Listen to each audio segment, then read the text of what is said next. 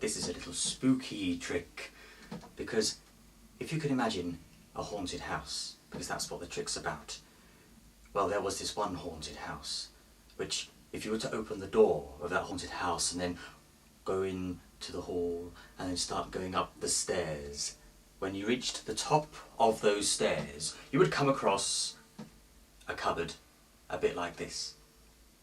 And inside here, there's something a bit scary. Shall I show you what it is? Okay, be prepared. It's a bit scary. Oh, what is it? Ah! Oh, it's a skeleton. Now that is scary. That is scary. But this is a not particularly scary skeleton, because he's actually quite friendly.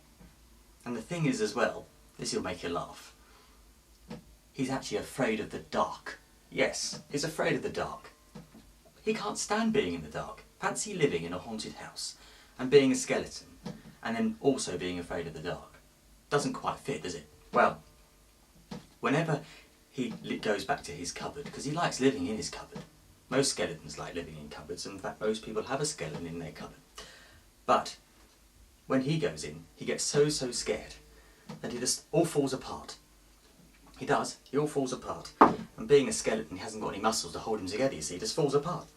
So let me show you what happens. Well, first of all, let's just put him in.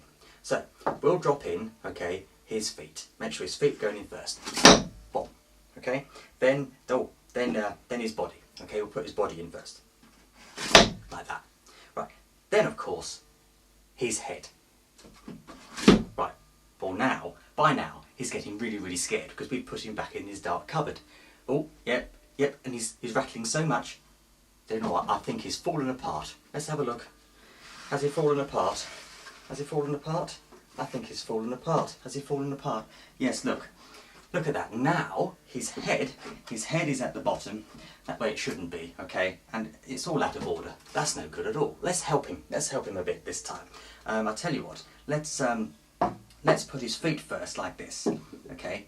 And then we'll make him definitely have feet first. No worries about that. His feet are first in the cupboard. Right, now we'll have his body on top of his feet. There you go, makes sense, doesn't it? And then, of course, his head on top, like that. Oh, he's still getting scared. He's getting scared, and he's falling apart. Oh dear, I don't think it's worked. Has it worked? How are we doing? Oh dear, how are we doing? Oh, no, it's still not worked. He's fallen apart, and now his head is in the middle now. That's no good, is it?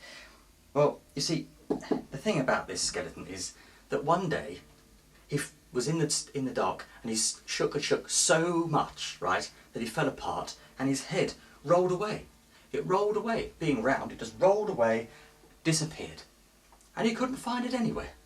And he walked around for ages trying to find his head, and he got really upset. But you know, without a head, he couldn't see anything anyway, so he was always in the dark. So he slowly didn't realise, but he was getting used to it. And he thought to himself, well, I can't keep walking around like this looking for my head. I can't find it. I'll just go back to my cupboard. And you know what? Because I can't see anyway, it won't matter if I'm in the dark.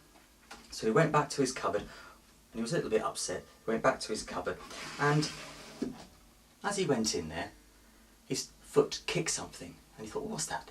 And he bent down, felt round, and it was something that was round like a football. He thought, what's this? What's this? And it was his head. It was. And he put it on, and you know what? He was really happy that he had found his head.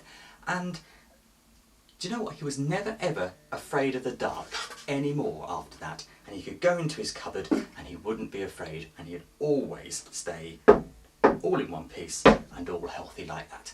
So there we are, a spooky tale with a happy ending.